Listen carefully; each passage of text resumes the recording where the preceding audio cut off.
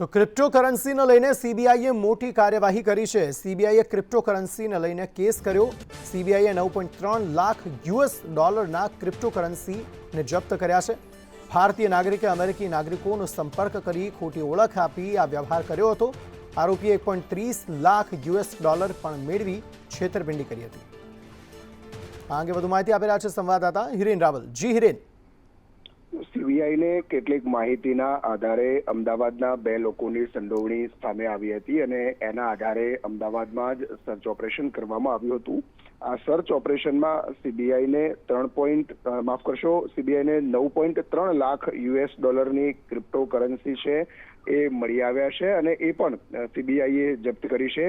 ભારતીય નાગરિકો અમેરિકન નાગરિકનો સંપર્ક કરી અને આ ખોટી રીતે આ પ્રકારે વ્યવહાર કરતા હોવાનું સામે આવ્યું હતું। આરોપીએ 1.30 લાખ યુએસ ડોલર પણ મેળવી અને અમેરિકન નાગરિક છે એની સાથે છેતરપિંડી કરી હતી।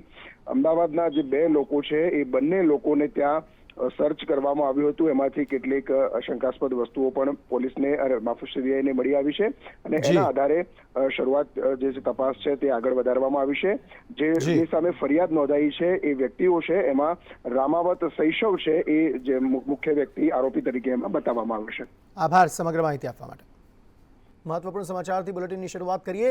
ભારત કેનેડા વિવાદ વચ્ચે મોટા સમાચાર મળી રહ્યા છે। કેનેડાએ ભારતના 3 એવા શહેરો કે જેના માટે વિઝા સેવા બંધ કરી દીધી, જેમાં બેંગાલુરુ, મુંબઈ અને ચંદીગઢનો સમાવેશ થાય છે। આ 3 શહેરો માટે વિઝા સેવા કેનેડા દ્વારા બંધ કરવામાં આવી છે।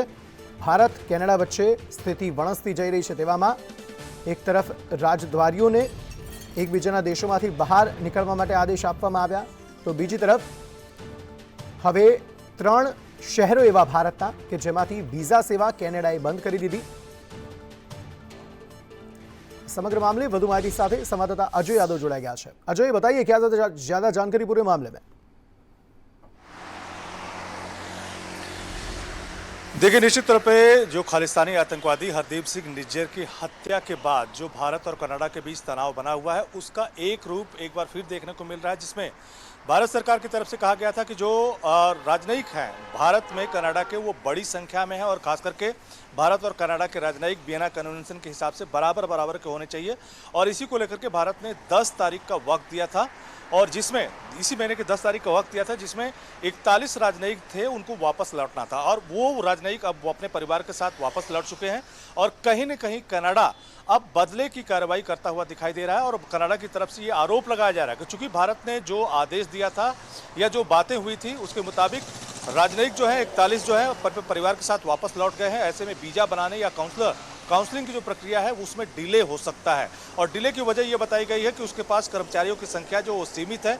इसी वजह से भारत में जो 4 जगहों पे मुख्य रूप से वीजा बनते हैं उसमें एक दिल्ली भी है, तो दिल्ली का जो वीजा बनाने की जो प्रक्रिया है या दूसरी जो प्रक्रियाएं हैं वो चालू रहेंगी, लेकिन चंडीगढ़, बेंगलुरु और मुंबई यहाँ पर सेवा बाधित रहेगी क्योंकि उसके पास कर्मचारी नहीं है। और ये भी कहा जा रहा है कि 27 की संख्या में उसके पास जो कर्मचारी हैं उसमें 5 ही कर्मचारी इस काम में लगे रहते हैं, तो वो सारा काम देखते रहेंगे और उसी के हिसाब से जो प्रोसेस है उसको पूरा करेंगे। तो इसी के हिसाब से ये बताया जा रहा है या कनाडा की तरफ से कहा जा रहा है कि चूंकि कर्मचारियों की संख्या कम है इसलिए यहाँ पर वीजा बनाने की प्रक्रिया बंद की गई है और खास करके दिल्ली में वीजा बनाने की जो प्रक्रिया है वो चलेगी, लेकिन अपने जितने कर्मचारी हैं उस मुताबिक चलती रहेगी। तो फिलहाल बदले की कार्रवाई के तौर पे निश्चित तौर पे देखा जा सकता है कि भारत की तरफ से जो 41 राजनयिक वापस लौटाने की बात कही गई थी या उनके अधिकार छीने जाने की बात कही थी, उसी के बदले में कहीं न कहीं कनाडा सरकार भारत को कहीं न कहीं या भारत से कनाडा जाने वाले लोगों के सामने दिक्कत पैदा करके एक मैसेज देने की कोशिश कर रहा है। जी शुक्रिया सारी जानकारी देने के लिए।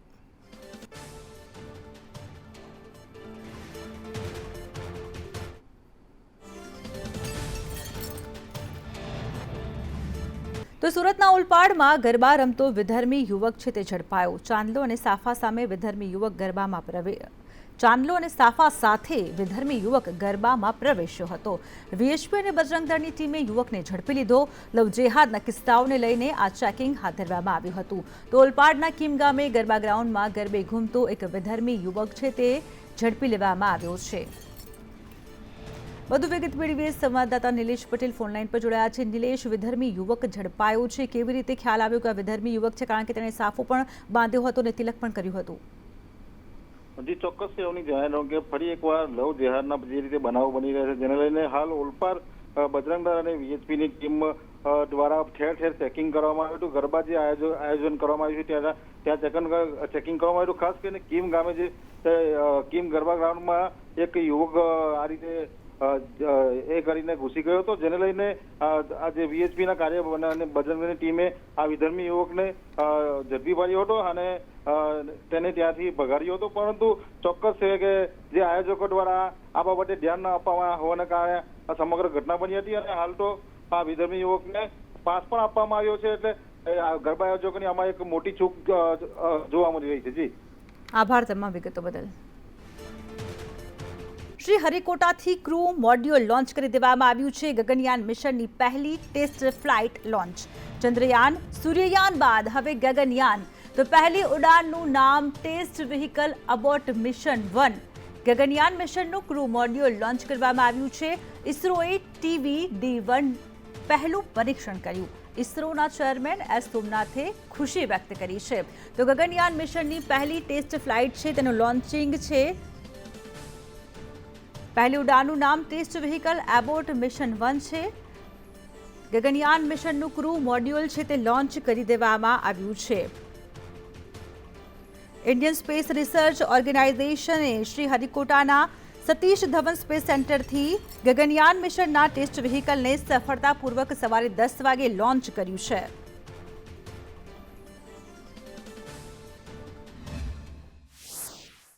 I'm very happy to announce the successful accomplishment of the TVD-1 mission.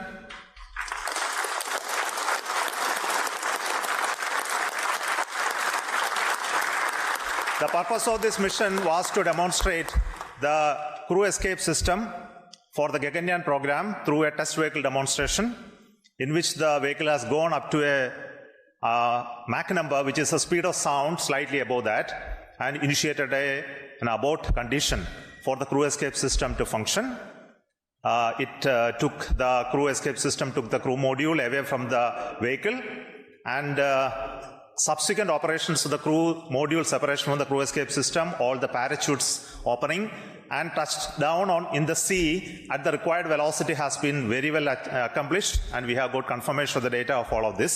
તો સંભવિત વાવાઝોડાને લઈને પોરબંદર પોર્ટ પર એલર્ટ આપવામાં આવ્યું છે. આગાહીના પગલે બંદર પર 1 નંબરનું સિગ્નલ લગાવાયું છે. માછીમારોને દરિયો ન ખેડવા માટે સૂચના આપી દેવામાં આવી છે. દરિયા કિનારાના વિસ્તારમાં પવન ફૂંકાવાની સંભાવના. સંભવિત તેજ વાવાઝોડાની આગાહીના પગલે પોરબંદરના બંદર પર સિગ્નલ લગાવાયું. પોરબંદરના બંદર પર 1 નંબરનું સિગ્નલ લગાવી દેવામાં આવ્યું છે. માછીમારોને દરિયો ન ખેડવાની સૂચના આપી દેવામાં આવી છે. વધુ વિગત મેળવીશું. સંવાદદાતા ઋષિ થાનકી ફોન લાઈન પર જોડાયા છે. ઋષિ, સંભવિત વાવાઝોડાને લઈને પોર્ટ ઉપર એલર્ટ આપી દેવામાં આવ્યું છે. વધુ શું જે જાહેરાત કરવામાં આવી છે, કયા નંબરના સિગ્નલ લગાવવામાં આવ્યા છે, શું છે માહિતી? જી અવની, ચોક્કસથી વાત કરવામાં આવે તો આજે સવારે જીએમબી દ્વારા પોરબંદરના પોર્ટ પર 1 નંબરનું સિગ્નલ લગાવવામાં આવ્યું છે. આગામી દિવસોમાં તેજ વાવાઝોડાને લઈને કોઈ વાવાઝોડું છે તે સક્રિય થાય અને જે પરિસ્થિતિ છે વાતાવરણની તે બગડે તેની પહેલા જ માછીમારોને એલર્ટ કરવામાં આવ્યા છે. અને આગામી દિવસોમાં જે વાતાવરણ છે તે પલટો લે તેને લઈને પણ સૂચિત કરવામાં આવ્યું છે. અને આગામી દિવસોમાં સિગ્નલ છે તો વિકટ પરિસ્થિતિમાં 1 નંબરમાંથી 2 નંબર ને 2 નંબરમાંથી 3 નંબરનું સિગ્નલ પણ લગાવવામાં આવશે. અવની, બિલકુલ થી આભાર ઋષિ તમામ વિગતો બદલ.